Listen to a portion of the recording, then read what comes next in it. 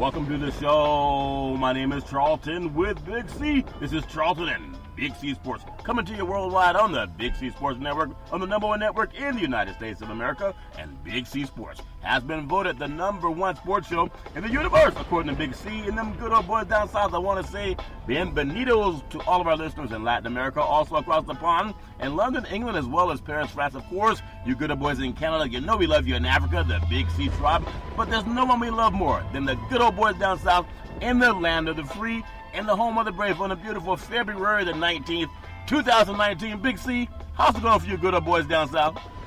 Charlton, we're dealing with the doldrums of no sports, going on down here with football and stuff. We're waiting on the NBA to get kick-started. Yep. But we have college basketball playing at a high tempo, Charlton. Yeah, I tell you, there's no higher tempo than what them good old boys, Jerry Tarkanian, them running Rebels back in the day. I miss that kind of basketball. I think NBA is trying to get there where now teams, if you don't score 110 points, you're probably not going to win a game in the NBA. So I love that about NBA basketball. It starts tipping off again on Thursday. Football, yes, football is gone right now. But just on the playing field, there's still people talking about it, whether it's Antonio Brown or Hunt getting the job again with Cleveland, or even Kaepernick, will he even get the chance to work again? So we know it's all fair and love and war. And again, you can never say enough about attorney generals.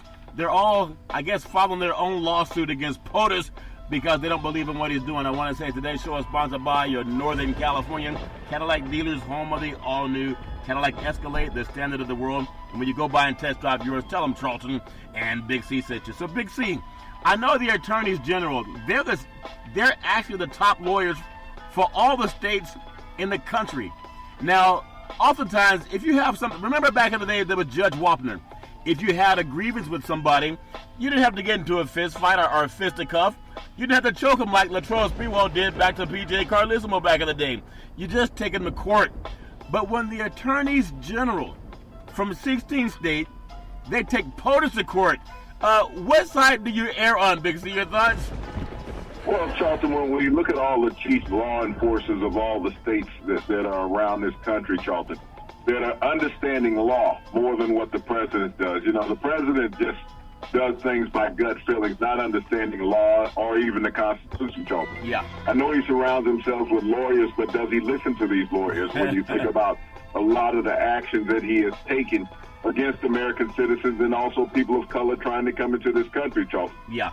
All of a sudden, once he became president, Charlton, all of a sudden, everything became an emergency. Yeah. All of a sudden. That this country had not operated for hundreds of years with sovereignty and allowing people from foreign lands to enter our country, Charlton, and become viable, successful, participating Americans over time. Yep. But, for him to come up with the stance that he has taken, that it's an emergency, Charlton, as we spoke last night, the real emergency that we have in this country, Charlton, is gun violence. And that's even higher than opiate violence, Charlton. Yeah. It's an epidemic in this country that the president nor any administration have ever addressed. Yeah. But they will divert it, Charlton, into other areas such as opioids and illegal immigration into this country, Charlton. Yeah. We have to stop Americans from dying, Charlton. There's more Americans dying from gun violence in America every year than any illegal alien crossing the southern border. Yeah. Yet the president is not once, even with the mass school shootings we had last year in 2008, Charlton, 338 of them, wow, as well as the mass shootings we've already had here in 2019, Charlton, just 2 last week that made national headlines. So the president really diverts from what's going on as far as what is a crisis in America by being a racist, directing it towards one nationality of people, Charlton, not saying that white Americans are killing white Americans. Yeah. I think when we look at the nation's top cops, those are the lawyers because they adjudicate the law, and the law is how law enforcement is supposed to govern. That's how they're supposed to protect and serve the public. Ironically, there's mainstream all over the place. And I just think that in our country, what I love about America, and there's so many people that love only sports because they're dumbed down and their mind can't go more than, who won a game and who scored more points. But when you think about the attorneys general that are actually filing a lawsuit against the president of the United States because of his draconian ways against people, you think about the Statue of Liberty, it's we the people for the people. It's everybody. Give us your tired. Give us your lost, the ones who are hungry, and all those things that we think that make America great. And it's just amazing when people wonder about criminal justice reform, and you have the main person that's fought against that for the most part, and he signed something that was kind of passive. But oftentimes you hear about the rights, that everybody wants their rights protected. And as a great country, we want to make sure that everybody has their civil rights and their civil liberties. I think it's wonderful when our attorneys generals can come together. It's not just one-on-one. You have different states coming together saying, we are not going to let you usurp the power of the Constitution that grants everyone liberty and justice for all. Big C, I think there's a lot of hope when the president can be told by the attorney general, no, you're going to talk to Judge Wapner. Big C, your thoughts? Well, Charlton, also the Congress has a lot to play in this, Charlton. The Congress are elected officials who have the checks and balances of the United States, who's supposed to work for their constituents, Charlton. Who are supposed to support all of America, Charlton, not just one agenda. That's what their job is, Charlton. And here it is that we have a Congress that is set on their hands, on their thumbs, technically, Charlton, for the last 2 years. You know, I love what the president uses now, saying that the Democrats are against him and they're the ones fighting against border security. Charlton, they've always been for border security. But for 2 years, when the Republicans ran the House and they ran the Senate, the president couldn't get any of these issues passed. But now, all of a sudden, when the Democrats are controlling the House, it all falls on the Democrats. Why didn't he blame the Republicans for the first 2 years that he was in office, Charlton? Why didn't they pass any of these issues? And I think that's the dumb down of his base to think that the Democrats held up any issues. All the appointees that he wanted to get appointed were appointed by the Republicans. You know, whether it was a Supreme Court justice, Charlton, whether it was a member of his cabinet, they were all appointed by the Republicans. But when it came to the wall issue, Charlton, the Republicans would not listen to it for 2 years. So all of a sudden, when the Democrats get control of the House, and that's the buffoonery of his base, thinking that the Democrats have held this back, Charlton, for 2 years. No, the Republicans held it back for 2 years. But he would not declare a national emergency while the Republicans had the House and the Senate. I find that precarious, Charlton, that it wasn't a national emergency when the Republicans had the House and the Senate. The minute the Democrats took control of the House, all of a sudden it became a national emergency. And, you know, I think it's ironic, too, how POTUS, at one time, when President Obama was the commander-in-chief, I still remember the days that he would get on TV and say that he's looking for the birth certificate. And he never made the wall an issue. It was always the birth certificate. But for people that follow him, he was wrong. He was wrong then and he's wrong now. I'm really happy that our nation is standing up against the bullying from the pulpit. I want to just look at one more thing when it deals with the court system. I've heard, and everybody has an opinion, we have ours. Nobody's ever right or wrong. It's always two sides to a coin. But I heard this morning on CBS Sports, the great Boomer Esiason, he stated that he believed that the NFL would have won their antitrust lawsuit against Colin Kaepernick. Now, I find it ironic that a Caucasian male that's never faced discrimination in the workforce, and especially trying to become a quarterback in the NFL. We've seen many guys that have losing records given $100 million contracts. Now, when you have Boomer Esiason saying that the NFL would have won the collusion lawsuit against Colin Kaepernick, is he saying he's smarter than all the owners who knew that they colluded to not hire this man? Big C, your thoughts? Well, Charlton, what's ironic is everybody in the media and sports and all has an opinion, just like you and I. It's all opinionated. But, you know, the ironic part that everybody's saying that the NFL didn't have to settle this suit and they didn't have to give the money to Colin Kaepernick, they didn't have to, Charlton. Ironically, they didn't. But the NFL has something that they don't want society to know about. That is the reason why it was so easy for them to give $100 million to Colin Kaepernick, Charlton. Regardless of whether they would have won the suit or lost the suit, Charlton, they don't want their business laundered out in the street. The mafia never wants the public to know what they're doing, Charlton. And you know, LeBron James made the best statement. He said, you know, the NFL operates like slavery. They have control. They're not going to let people know what they're paying for people and what they're making off of people, Charlton. They will tell people, okay, we got a hard salary cap. But we're not going to tell you how much money we're making. We're not going to tell you what we're worth. That's what the NFL wants to protect against more than anything else. The NFL doesn't want the general public to know that they're 501(c), a nonprofit corporation that makes billions of dollars. Roger Goodell said by 2025 they're going to make $27 billion, Charles. Yeah. $27 billion profit. That's what he's expecting to make for the owners. Yeah. So this is a multi-billion-dollar corporation, Charlton. No one on Wall Street is opening up their books showing it. The president doesn't open up his tax returns showing the general public what he's making or what he's hiding. No. That's the same way that the NFL is, Charlton. $100 million to the NFL, I mean, that's a lot of money to the layman person, Charlton. Yeah. But to the NFL, chump change. As I said, that's $3.5 million per team, Charlton. Yeah. They'll just toss that out the window, like here. No big deal. Yeah. When I'm making $800 million a year as an owner, for me to give you $3.5 million, Charlton, it's nothing. Yeah. It's nothing. And so, as people want to have debates, just like we are in every sports talk show, radio, television, and all, internet, they're going to have this debate. This debate is not going to end. No. But Colin Kaepernick took a stance, and he held them to the fire, Charlton, and they buckled. That's what the NFL did. They buckled. They don't often do that, but they've done it twice in the last 3 years. The NFL has buckled and succumbed to lawsuits the last 2 years, just like the president said he never settles lawsuits. Yeah. The NFL doesn't settle lawsuits either, Charlton. Yep. But they will cut a deal. They sure will. They cut a deal twice in the last 3 years. They cut one with the Benson family for the late Thomas Benson, the owner of the New Orleans Saints, when his family was suing him. They knew that they had to do disclosure as far as NFL finances. NFL said, we will settle the suit. Yeah. Same as with Colin Kaepernick. We will give you $100 million. We cannot mention this beyond this point. The settlement is done. Whether you get a job or not, you know, realistically, Charlton, if the NFL never wanted this to come to light, all they had to do was sign Colin Kaepernick 2 year ago. Any team sign him, let him play a couple of preseason games, Charlton, they could have released him.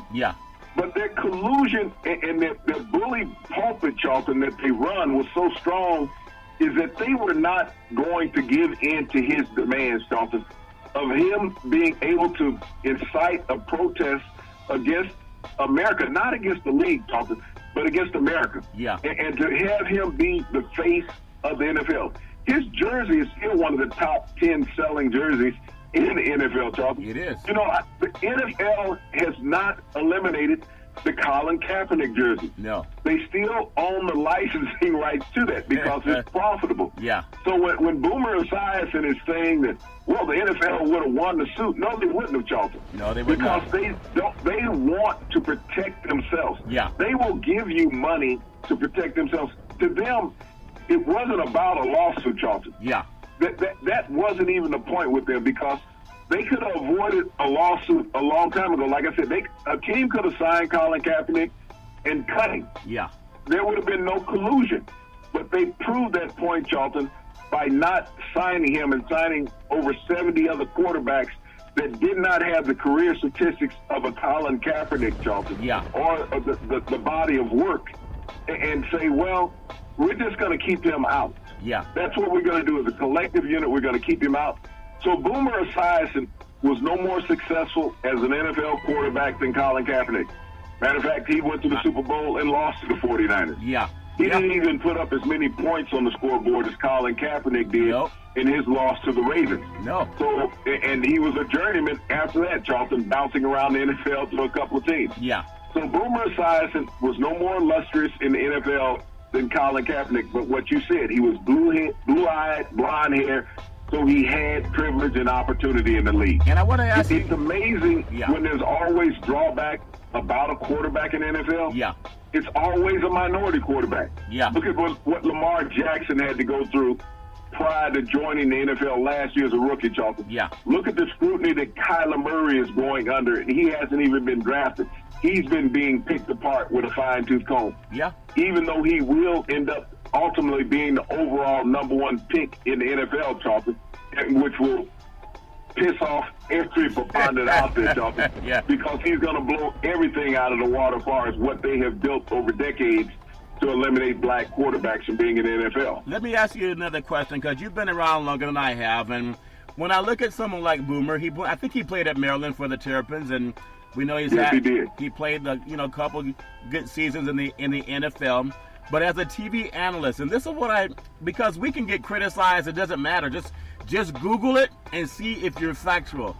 So when Boomer does a stand-up for CBS Sports on their radio program, he's speaking to the whole world. When he tells people he believes that the NFL would have won their antitrust their collusion lawsuit against Colin Kaepernick. That flies in the face of a lot of intelligent people.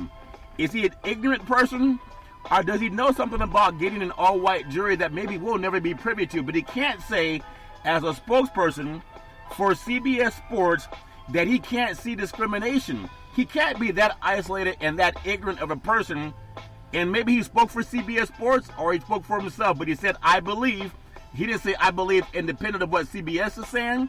Is that a message from CBS and they used him as their dog whistle? Because they all know, the owners know what was going on.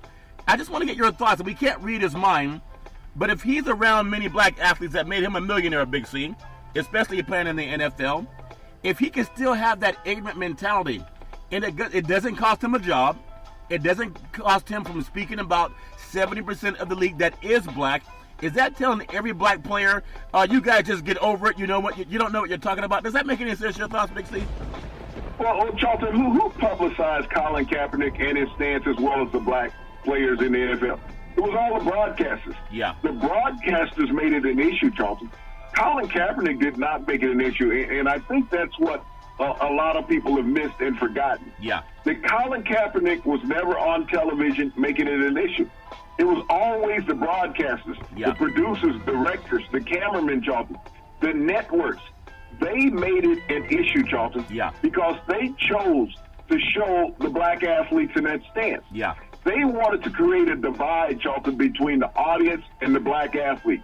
They wanted the audience to beat down the black athlete, just like Boomer Esiason attempted to do in trying to denigrate Colin Kaepernick versus the NFL owners. Yeah. But what Boomer Esiason said is that he was more intelligent than the NFL owners.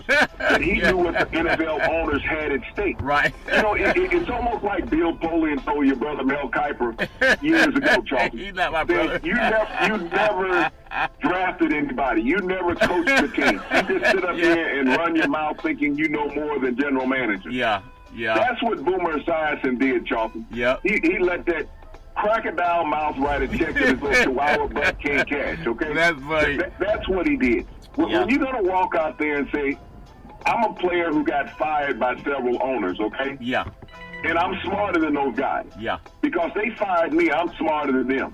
Boomer Esiason needs to also say that. Yeah. He also needs to tell the world that he was reduced down from his role with CBS. Yeah. As a broadcaster. Yep. That was reduced from time. He went from play-by-play. Yes, he's in the pregame booth now, Charlton. For now. But his role has been reduced over time. Yeah. You have to understand. Yeah. The networks created the Colin Kaepernick persona, Charlton. Yeah. Colin Kaepernick did not. Not once did he hold the camera, Charlton, that shot him on the sideline. Yeah. Not once.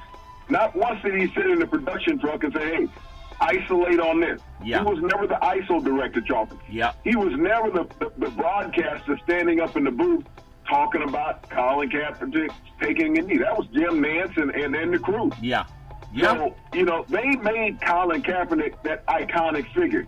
He didn't do that by himself. That's a very good point. point. The broadcast company created the image of Colin Kaepernick being larger. Yeah. And the NFL has capitalized on it, Charlton. Yeah. Because they partner up. Their number one partner is Nike. Yeah. Okay?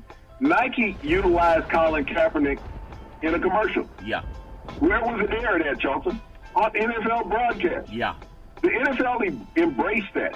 The NFL is about money and greed, Charlton. Yep. If they find a way to steal a nickel, they're going to do it.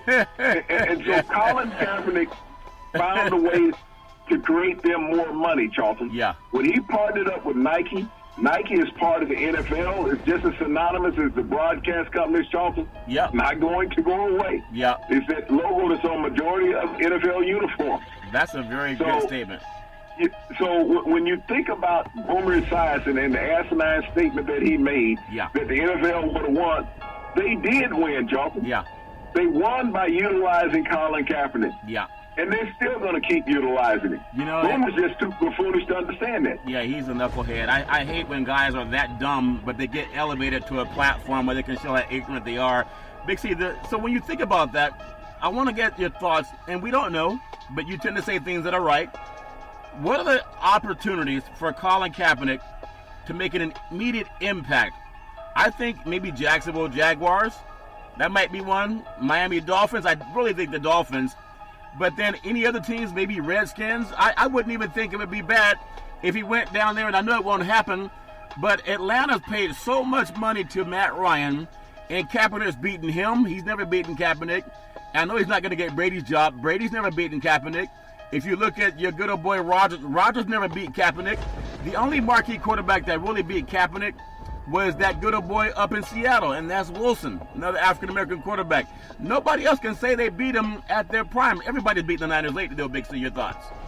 Well, Charlton, when you think if a team was to sign Colin Kaepernick, Charlton, and you mentioned 3 teams where he could go in and immediately make an impact, Charlton, in Jacksonville, we know that they're disgruntled with Blake Bortles down there, Charlton. Oh, yeah. He's just fallen off the cliff. But no one compares his situation to Colin Kaepernick. Colin Kaepernick's last year in the NFL, Charlton, he was coming off of multiple surgeries. Yeah.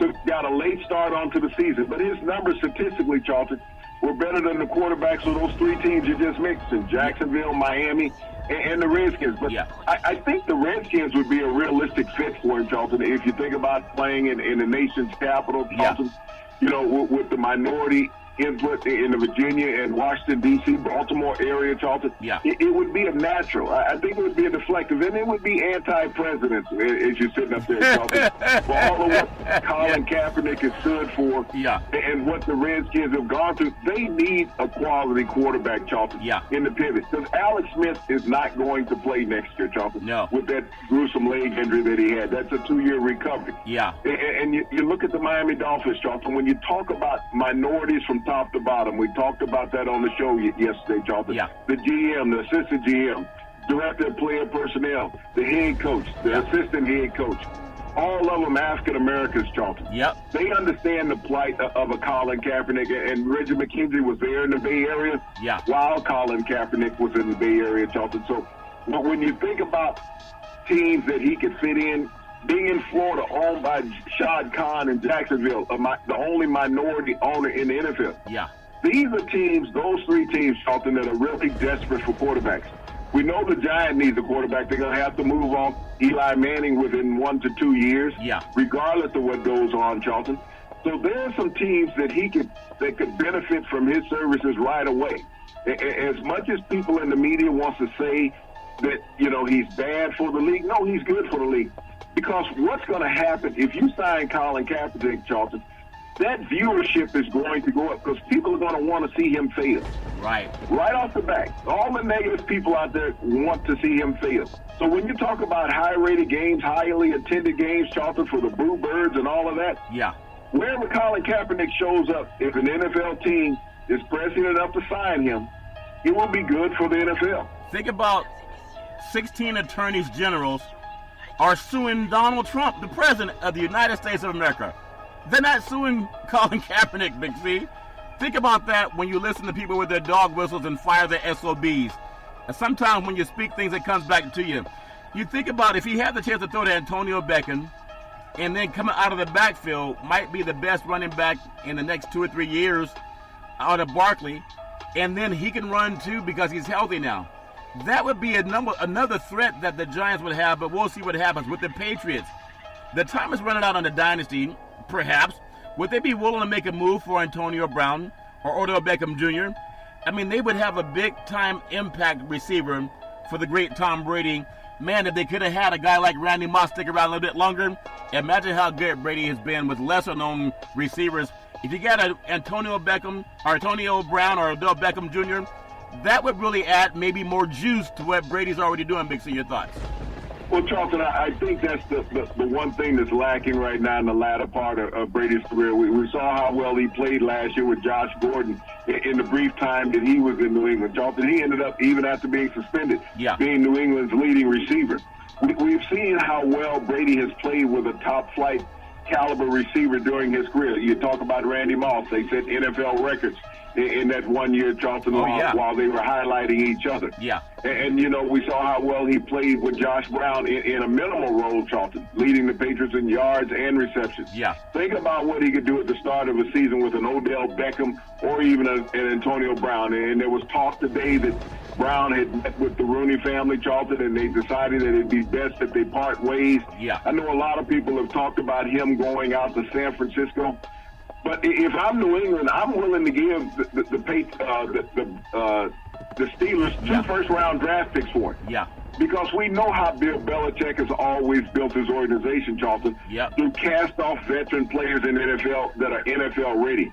And you think about the draft picks mean nothing to the Patriots. No. So if you toss the Steelers 2 first-round draft picks, I don't know how the Steelers could turn that down for Antonio Brown, Charlton. No. They could restructure Brown's contract where he would fit into the cap in New England. Yeah. But the thing about that, Charlton, he's going to be happy because he's with a winner. Yeah. He's with a team that he knows he has a legitimate chance to get to the Super Bowl. Now, you put him in that scheme of things in New England with the players. They have the young Sonny Michel in the backfield along with James White. Yeah. Gronkowski, I feel that he will return, Charlton. You got Edelman, the Super Bowl MVP. You got Hogan, who has always done the job that they needed at receiver, Charlton. But you put a speedster like Brown, who has the NFL record, Charlton, of 6 consecutive 100-reception seasons. Yep. And we saw where Randy Moss had over 120 playing with Tom Brady. Yeah.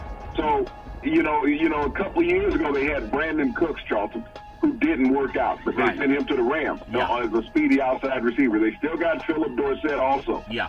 But I think that if they were to acquire Antonio Brown or even Odell Beckham, Charlton, give up 2 first-round draft picks, the Patriots are going right back to the Super Bowl, and they would be, have an advantage over the Kansas City Chiefs.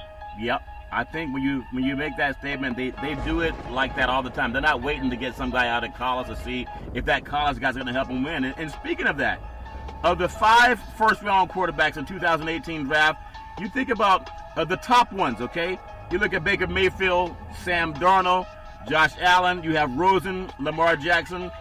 When you think about which one's under the most pressure for a second-year player, would you believe the one that was the most maligned, the one that many of the pundits said, well, he's not talented enough to be a quarterback in the NFL, maybe he should play receiver or even defensive back? He's the only one to guide his team to a playoff. Can people Google that, Big C? Your thoughts? Well, Charlton, I don't know if, he still played quarterback. He might have been switched to receiver or defensive back by now. That's Lamar Jackson in Baltimore. Yeah. But I see, too, the one that's under the most pressure, Charlton, I'm going to say Sam Darnold, because all the media was all hands in on him. Yeah. As being a Hall of Fame quarterback after a couple games in the NFL, Charlton. Yeah. I think that the most pressure is on him of all. Josh Allen, I don't expect much of him up in Buffalo. But down in Arizona, I think that Josh Rosen is the odd man out, because I still feel that they'll draft Kyler Murray first overall in the draft. Yeah.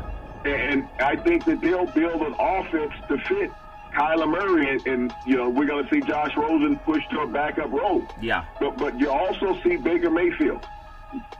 You got to realize that the Browns had the easiest schedule in the NFL last year, Charlton. Yeah. When you talk about playing against opponents with winning records. Now, this is a team, Charlton, that's going to have a tougher schedule this year. Will Baker Mayfield take a step forward, or will he stay flat, or will he take a step back? I don't know if he'll take a step forward, Charlton, because people have seen what he's done. Yeah. Yeah. And also they know how cocky he is, Charlton. Sometimes you got to be humble playing quarterback in the NFL. I know the rules have, changed up on quarterbacks, Charlton. Can't touch him. But he has a tendency to move outside the pocket. Yeah. And once you're outside the pocket, you become free game. Well, they didn't know what your athleticism was as a pure rookie, but they know where you are now, Charlton. Yeah. As people talked about RG3 running when he was a young quarterback with the Washington Redskins. Yeah. The game caught up with him. Will it catch up with Baker Mayfield? Well, I think sometimes you got to ingratiate yourself to your former teammates and also your competition, and we'll see how he handles that. But when you think about these guys, what kind of upside they have, think about other side of the spectrum. What NFL record do you think will most likely never be broken? The interception record held by former Vikings Hall of Famer Paul Krause. He had a career 81 interceptions, Big C. It's as if they thought he was playing wide receiver. He had so many picks. You look at the closest active player, Reggie Nelson, that's only 38. And then you look at Rod Woodson, who has 71, who's also a broadcaster in the new football league. And I don't know, I used to think at one time Aqib Talib would be there.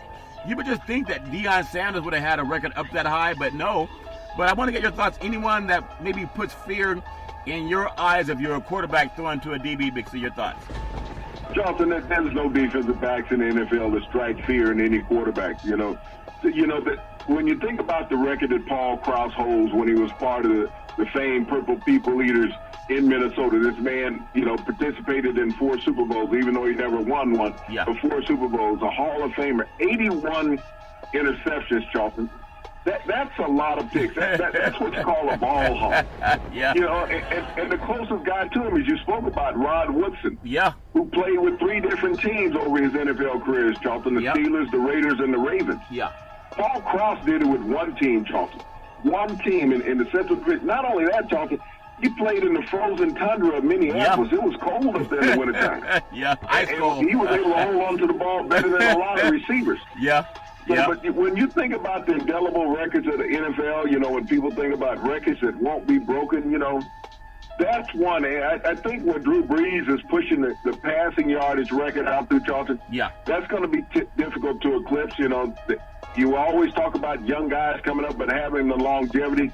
But Paul Krause's record, Charlton, is one that will never be broken in the NFL. Yeah, I think that's incredible. Just 81 is a lot. It's hard to have 81 touchdowns, and that's when they're throwing to you. This guy was picking them up, Big C. I want to say sports is a billion-dollar industry, and boys and girls sports is the foundation to this billion-dollar industry. For every athletic and sporting event, you need athletic and event insurance. We work with Ben and Mark. They've been around half a century. They work with Big C Sports. Whether you're a pro team, a collegiate team, a high school team, or your mom and pop soccer league, when you reach out to them, let them know Big C sent you. And speaking of rivalries and football and what players are the best DBs or wide receivers, we always talk about quarterbacks. What's the best rivalry in college sports? I would say Duke, North Carolina, especially if you're an East Coast Southern guy. Ohio State, Michigan football, especially if you're a big Midwest. Auburn, Alabama football. I think that's mostly a regional thing down south. But then you get Michigan State basketball versus Michigan as well. And then Oklahoma and Texas football. I think that might top them all just because they've gone to different conferences and they're still the biggest rival for both of those schools. There's also Georgia versus Florida. Big C, your thoughts? Well, Charlton, by far and away, I'm going to say Duke, North Carolina in college basketball is the biggest rivalry in all the collegiate sports. I mean, it's known on a national stage as far as what these two schools that are only about 8 miles away from each other, what they mean to each other in a rivalry perspective. They're going to rekindle the battle tomorrow night, Charlton, in North Carolina. Going price for a ticket in this game, Charlton, rivals the Super Bowl. Wow. That's what rivalry means in college sports, Charlton. When you can command $2,500 for a seat. Wow. For a college basketball. We're not even talking about national championship games, Charlton. But between these two great universities, to them, it's about state championship rights. Yeah. The $2,500. Who would have ever thought that, Charlton? That you'd be paying that for a college basketball game, Charlton. Yeah. It wasn't even a conference championship game, wasn't even an NCAA tournament game, wasn't even a championship or Final Four game, Charlton. Yeah. But that's when you talk about rivalries and what it means that people just have to be there.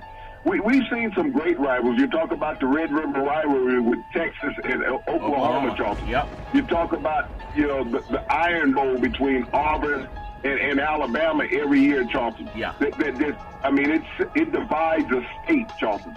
We talk about the largest cocktail party between Florida and Georgia that they have every year down in Jacksonville. Yeah.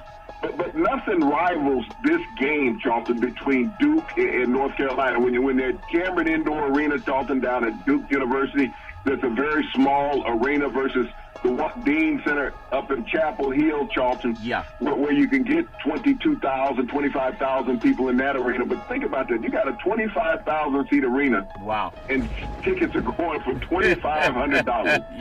Yeah. Maybe they don't know it's not the national championship. I mean, I would also toss in USC-Notre Dame football rivalry, especially when both teams are, say, top 10 teams. That's also, and again, for a Pac-12 team, their biggest rival is not UCLA, USC. It's not Cal and Stanford. It's not Washington State, Oregon State, Arizona State. It's really USC, Notre Dame that garners national attention. But on the basketball side, we know Notre Dame also snapped UCLA's winning streak back in the day of 88 games. There's only one top 25 matchup tonight in men's college basketball while we're waiting for NBA to tip off again. Number 24, Maryland, Boomer Esiason's old school Big C, at number 21, Iowa. It's amazing. They're in the same conference. You know, one of them is way about where the president lives, and the other is where we grow a lot of corn. Big C, your thoughts? Well, Charlton, you know, it's a quiet night in college basketball, but Iowa out there on the plains and stuff, the Hawkeye country. Yeah. You know, you're going to get the University of Maryland, which used to be an illustrious basketball program, Charlton. Yeah. Back in the days of Lefty Driesell, you know, when he was playing in Final Fours and, you know, sending guys to the NBA on a regular basis. But it's nice to see the rise of Maryland basketball. You think about they're in the same town where Georgetown is, Charlton. Yeah. And Georgetown has been down for the past several years. They were led by the great John Thompson in the 80s, and, you know, that great group of players that he had that went on to the NBA. But Maryland and Iowa, Charlton, is the only big game on the schedule tonight. Yeah, and when you think about that, I know even when you think about how much we love basketball, there was a time when college basketball was more enjoyable to watch, I would think, than NBA. But NBA's made a lot of great changes. You think about the top 7 conferences in major college basketball. The ACC, you know, arguably number 1, followed by number 2, the Big Ten. I would say number 3, maybe the Big 12, followed by the SEC. Some people might think the SEC is better than Big 12. And then the Big East, I'd say number 5. Number 6, I'd say the American. And number 7, it's amazing, I won't call the Pac-12 one of the top 7 conferences. We've had UCLA winning national championships. Arizona has won national championships. Oregon has played in Final Fours. Stanford has played in Final Fours. We've had so many great programs on the West Coast, but I would give it to the Mountain West Conference. Big C, your thoughts? Well, Charlton, you even think about Gonzaga out there in the conference that they're in. Big Sky, you know, and they're the number 2 team in the country. Yeah. And, you know, you got Nevada out there in the Mountain West. I believe they're number 6 in the country. Yeah. So when you talk about the Pac-12, there's nobody in the top 25, I don't believe. Maybe Washington Arizona might be in the top 25, Charlton. Arizona State's hanging around there. Arizona State's hanging around there, but, you know, Washington's leading the Pac-12. Yeah. They're the top team in the Pac-12. Yeah. So it's a lot of what we've talked about is visibility, Charlton, on the national stage, is that they're not playing enough top-ranked teams to get that national exposure, Charlton. And I think that's a big drawback with that conference is that they're not venturing out, challenging those teams you talked about in the SEC, the ACC, the Pac-10, I mean the Big Ten. Yeah. So they're going to need to do more of that, Charlton, to travel across country to get some prime-time exposure other than playing those 11:30 games on the East Coast, Charlton, that everybody's gone to bed for. Yeah, it makes it challenging. And again, I mentioned, and we talked about it before, I know people have their thoughts on players only. People have their opinions.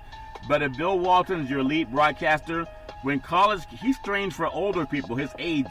When college kids see that, and that's the guy that's going to talk about their game, you're never going to learn anything about their game. You're just going to learn about whatever side note he's trying to bring onto the broadcast. And I think they need to address that. That's just my opinion. I want to touch on the world of baseball. I know Manny Machado got a contract, but former Los Angeles Dodgers pitching great Don Newcomb, and he passed away after a great life, 92 years old. He was one of the first African-American pitchers in Major League Baseball. He joined the Brooklyn Dodgers. So many great players have played for the Brooklyn Dodgers. In 1949, winning Rookie of the Year while helping the team to the NL pennant in his rookie season. He had the Dodgers teammate of the great Jackie Robinson, Roy Campanella. He became 3 of the first 4 African Americans, along with Larry Doby, of Cleveland, to appear in an All-Star game. Again, it's one thing to say a man had a great life. Hall of Famer, great character personality. But I think about what we just opened the show with, what Boomer Esiason saying that the NFL would have most likely won the collusion lawsuit against Colin Kaepernick. Everyone knows they discriminated. That's tacit discrimination. They just agree with you. But he faced blatant discrimination in Jim Crow. And these great black men became Hall of Famers anyway. Big C, your thoughts? Well, Charleston, you think about the vitriol and the venom that was spewed towards these tremendous black athletes and men, Charleston, in the 40s and 50s when they were playing Major League Baseball. You know, what they had to go through. I wonder what Boomer Esiason would feel like, Charleston, if he was hit with racial epithets every time that he went out on the football field, Charleston, for an entire 3 hours that game was in existence, Charleston. Yeah. If he had teammates calling him racial epithets, Charleston, in the locker room and during practice, Charleston. Yeah. How would he have performed dealing with that? If an official, if somebody had hit him illegally and the official would have used a racial epithet towards him, telling him to get up off the ground and quit crying. Yeah. It's amazing when we look at white broadcasters who've never had to deal with the sting of racism, Charleston, themselves personally, or even an older family member, a father, an uncle, a grandfather, who never had to deal through racial divide in America. It's so easy for the people in broadcasting today who have set up in privileged lives, because every one of the broadcasters on television have had some privilege, Charleston, either through athletics or just through life. Yeah. They've had privilege. They've not had to deal with what a lot of black athletes have had to deal with. And even still today, Charleston, black athletes are hit with racial epithets on a regular basis. We saw it in broadcasts just last year, Charleston, when teams were playing. Yeah. Players reacting to fans in the stands. We see it happen in the NBA all the time, because these are majority black leagues with football and basketball. Yeah. So white fans will spew whatever they want to spew because they say, I bought a ticket and you belong to me. Yeah. That's the wrong message to be sending out there. And the broadcasters such as Boomer Esiason or any other white broadcasters should bring that to light at times. Yeah. Is that what black athletes have to deal with, what Hispanic athletes have to deal with in certain cities, Charleston, because of the vitriol that's coming from the White House. Yeah. Think about what Hispanic baseball players have had to deal with over the last 2 years in America going to certain ballparks. Yeah. Things that have been spewed to them, Charleston, because of what's come from the White House. Yep. But for Boomer Esiason to be insensitive to that and have gone to school in Maryland, Charleston, of all places. Back in one of the black meccas of America, Charleston, to have the privilege of playing at that fine university and being totally desensitive to the plight of the people in that area, Charleston. Yeah. And especially the plight of the people that he covered now working for CBS. Yeah. If you want to sit there and say that black athletes shouldn't be feeling this way, that black people shouldn't be feeling this way, that things have changed, how much has changed realistically, Charleston? Because you've created a few hundred black millionaires through sports. You haven't created black society improvement, Charleston. Yep. There's still separation in this country. Yeah. When a black person walks down a certain street, a cop will stop them and ask them, what are you doing in this neighborhood, even though you live right down the street? Yeah. Those things still happen. Yeah. So until white society has to walk in the footsteps of a black person, Charleston, or a Mexican person in this country, they'll never understand. Yeah, I think that's very true, Big C, but I think Boomer does understand. They just, a lot of times, people have fear of losing their position and their hold in life. Manny Machado, you think about, he batted 275. I think that's less than 300, if my math is right. But he signed the biggest free agent deal in sports history. Both the player and the Padres know exactly what they're doing. $300 million over 10 years. Now, get the money if you get the money. But he told owners to stop drinking before you do these contracts. People have a libation. They sit down and talk business. Here's a guy that was on his knee, striking out in the game at Chavez Ravine Dodger Stadium against the Red Sox. Talk about Mookie Betts. He's not making $30 million. And you think about what that means to players. It's a good sign that owners are inebriated when they're doing contract negotiations. You could bat 275. You could strike out in one of the biggest at-bats in the history of the universe when it comes to the World Series. And you can help your team lose, winning 1 game out of 5, and you get $300 million. Big C, your thoughts?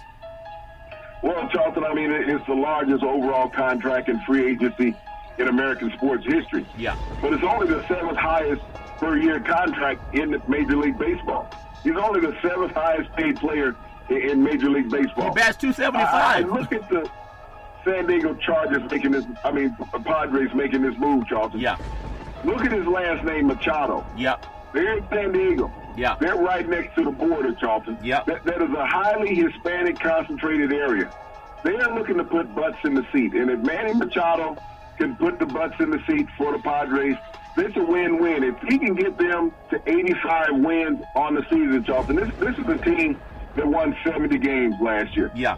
If he can help them increase 15 wins on the season, that is a win-win for the organization and Major League Baseball, Charlton, because Petco Park is a very cavernous place, Charlton, when you're not winning. Yeah. But they did this move for a couple of reasons.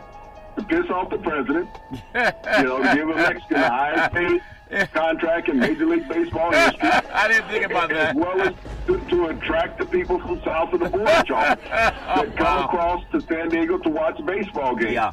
Yep. Rod Manfred and Major League Baseball understands what they're doing from a marketing perspective, Charlton. Yeah. It's just like the NBA is always talking about, well, we're going to get this player to go here to this losing team and turn this organization around. Yep. Television in basketball, Charlton, is universal. Yeah. So that you don't care where you play. Yeah. And even, comparing him to Kevin Durant. Why would Kevin Durant want to go to play in Madison Square Garden where they're going to have the brand new Chase Center in San Francisco next year? He's going to have something that he can do that Michael Jordan never done, Charlton. They win the championship this year. Yeah. He'll have a chance to win 4 consecutive championships, Charlton. Michael Jordan never did that. Wow. So when you start talking about greatness, you can move somebody to the side at that point, and he'll ascend above him. But with Manny Machado, Charlton, this is about creating balance once again in baseball is what baseball is trying to do. Baseball looks at markets, and the Padres have not been in the World Series since the 80s, since the great Tony Gwynn and Dave Winfield played with that organization, Charlton. Yeah. And so this is what they're trying to do.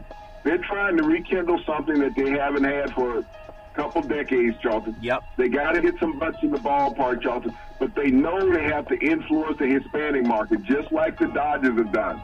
The Dodgers have embraced the Hispanic market, and that's what the Padres are reaching for now, Charlton, to embrace the Hispanic market. That's a very good statement when you mention that, and I think as an angle I had not looked at, Big C. I know spring training in Major League Baseball is underway. We're less than a month away from spring football practice in the SEC and ACC, but I've got to get your thoughts too, because I'm a cynical person, and I know that.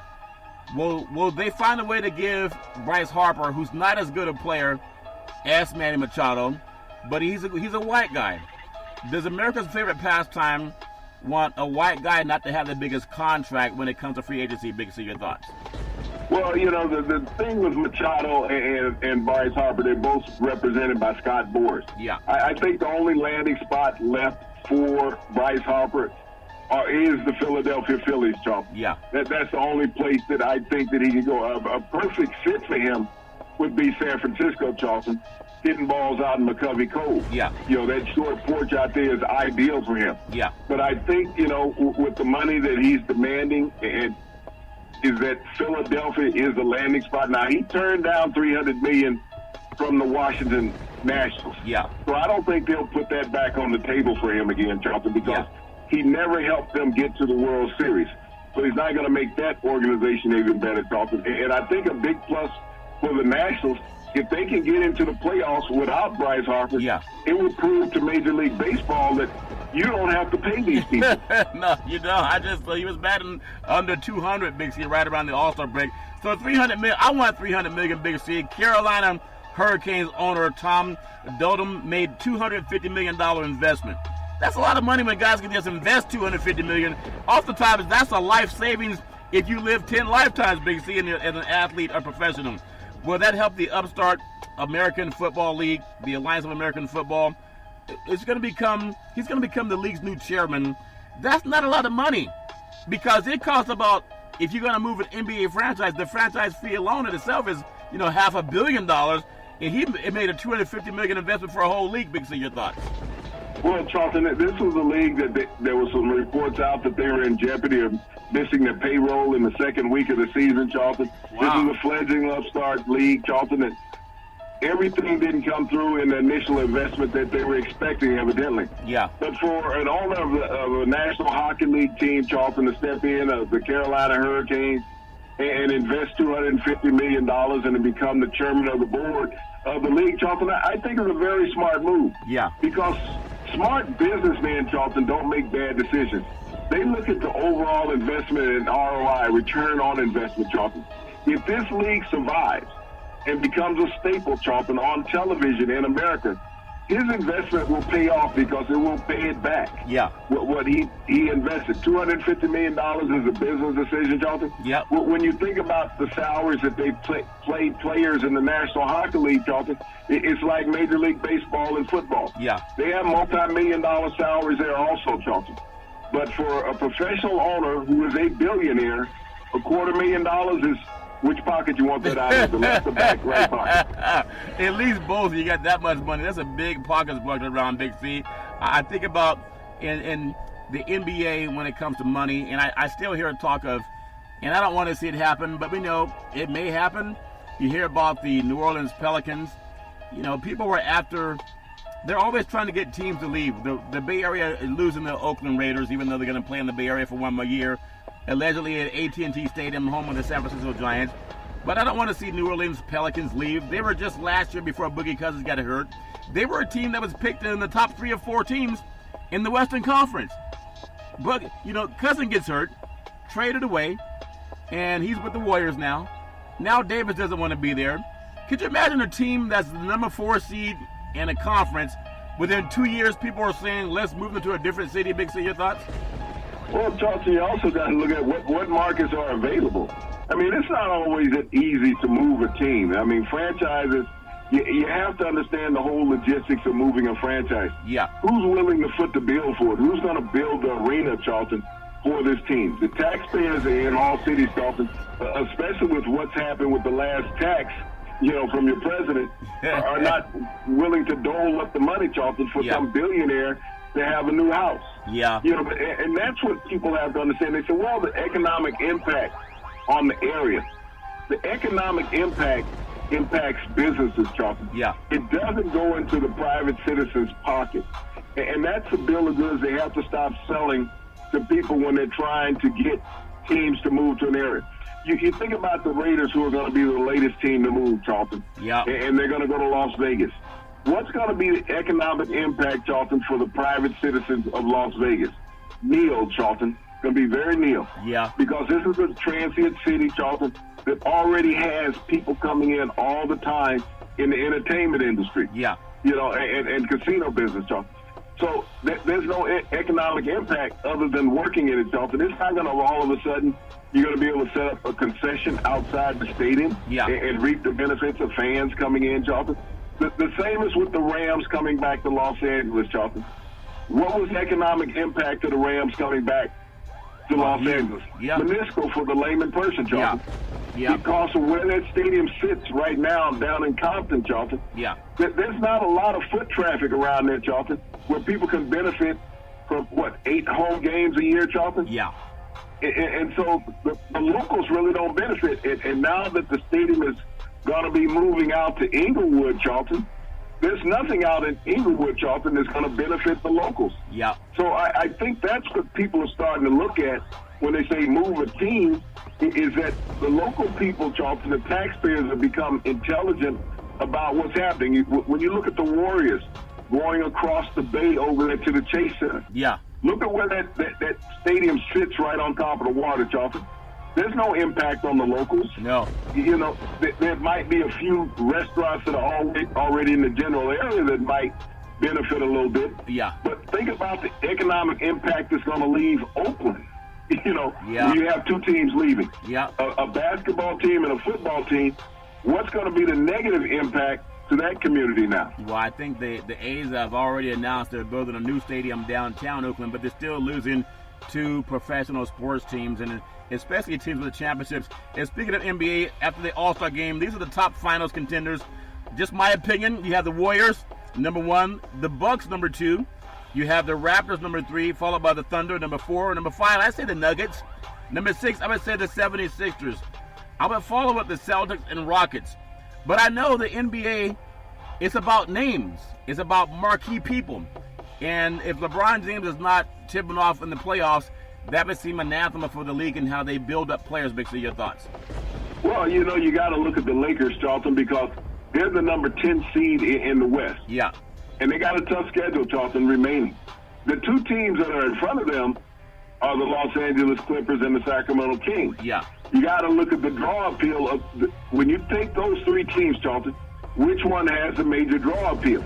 No one knows who's on Sacramento, a very young upstart team, and maybe ahead of the process, as they would say. Yeah. It's developing. The Los Angeles Clippers are not the team when you look at L.A.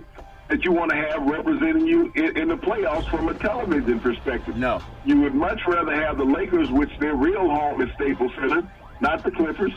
With 25 games remaining in the season, Charlton, and LeBron always plays better after the All-Star break. He really seems to elevate his game at that time, Charlton. Yeah. I could see the Lakers, Charlton, winning 18 of the 25 games they have remaining and sneaking into that 8th seed. Well, when you get a call, I remember Magic Johnson said in the Olympic Games, he said, don't get too close to Jordan. They may call a foul. Maybe they'll pay the same homage to the great LeBron James and make sure that he's rewarded for having one of the coaches and the captains of the NBA All-Star Game. It'd be a shame if you don't see him into the playoffs. We know it's all fair and love and war. Big C, I want to just acknowledge again Black History Month, and I know everybody has their own opinions about things, but especially guys like Boomer Esiason that doesn't believe the NFL colluded against Colin Kaepernick, a guy who's been a great humanitarian and stood up for all people of color and women who are abused, and even mainstream people who are taken advantage of. You think about this push for Black History Month into public consciousness. A scholar and son of former slave Dr. Carter G. Woodson, born in 1875, he escaped poverty through education, ultimately receiving a doctorate from Harvard University in 1912. Throughout his studies, Woodson had noticed that the role of African Americans in American history was either misrepresented, like Boomer Esiason, or missing altogether. Big C, your thoughts? Well, Charlton, when you look at where Black History Month has come from, Charlton, he was the founder of Black History Month because he started off Black History Week, Charlton. Yeah. Because blacks were misrepresented throughout history, Charlton, or were not acknowledged. And so he wanted to bring that to the forefront through reading. And we talk about that all the time. That's what Google means, read, Charlton. Yeah. And you think about that pressure was put in American society from a black man, read. And so he established Black History Week, but Charlton, in bicentennial year of America, it was just celebrated and elevated to Black History Month to coincide with the birth of Abraham Lincoln and Frederick Douglass, Charlton. So when we think about what blacks have done in the involvement of American society, Charlton, whether it's cultural, whether it's technology, whether it's just business, or just social awareness, Charlton, black people have been in the forefront of creating that in America. All cultures have not done that, Charlton.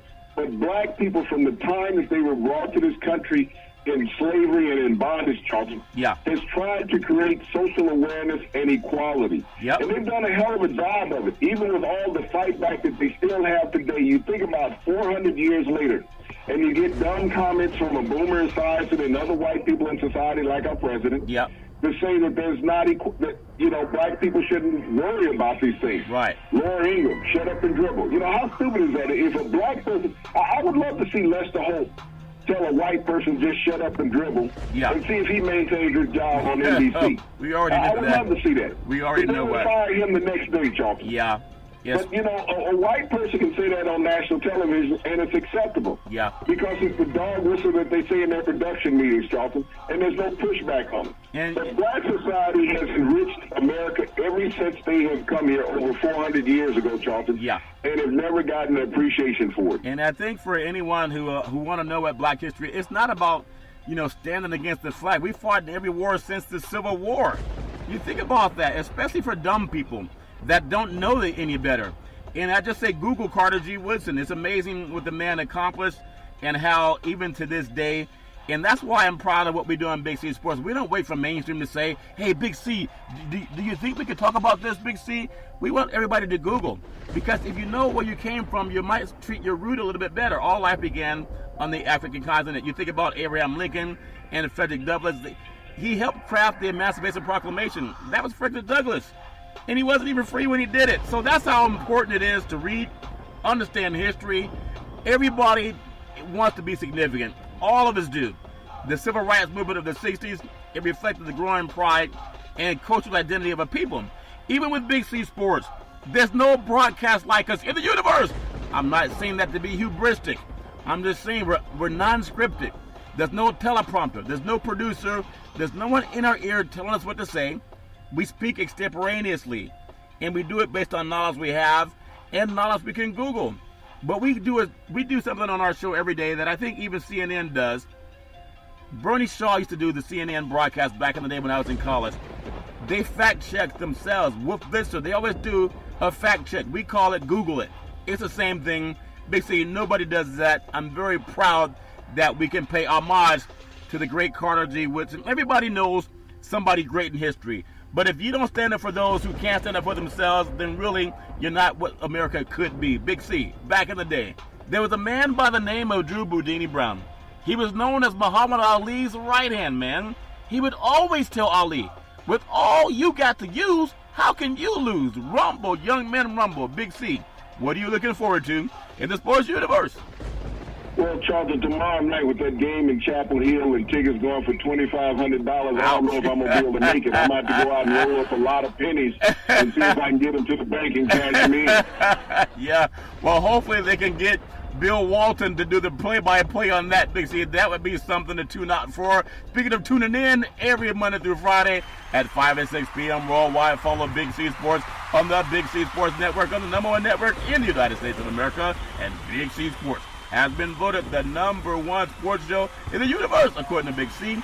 And them good old boys down south, as we always tell you, there's never, ever an excuse for domestic violence. If you know any man or woman going through that garbage, please call 911, because no man or woman should ever have to go through that garbage on their own. As we always tell you on every Big C Sports show, we thank you, we appreciate you, and we hope that you have a super fantastic day.